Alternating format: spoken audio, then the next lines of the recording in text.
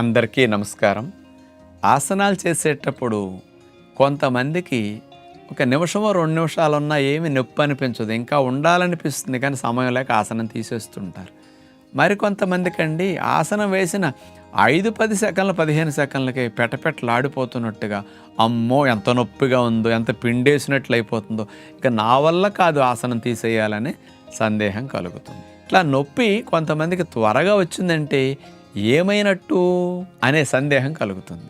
నా శరీరం ఏమైనా యోగాకి పనికిరాదా అని అనిపిస్తుంది. కాదు, మీకు అలవాట్లేక ఆ కండరాలు మీ లోపల వీక్గా ఉండటం వల్ల, మీకు కాస్త బరువు బొజ్జు ఎక్కువ ఉండటం వల్ల మీరు ఎక్కువసేపు ఉండలేకుండా తక్కువ సమయంలోనే మీకు నొప్పి వస్తున్నది.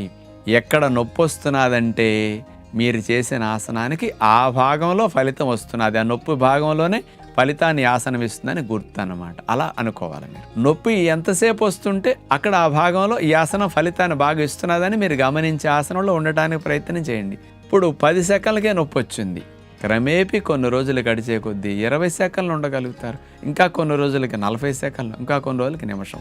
ఇలా ఆసనంలో ఉండే స్థితి మీకు పెరిగే కొద్దీ మీ కండరాలు బాగా యాక్టివ్గా అవుతున్నాయి, కాస్త సోమరితనం నుంచి చురుగ్గా మారుతున్నాయి, బలోపేతం అవుతున్నాయని గుర్తు అన్నమాట.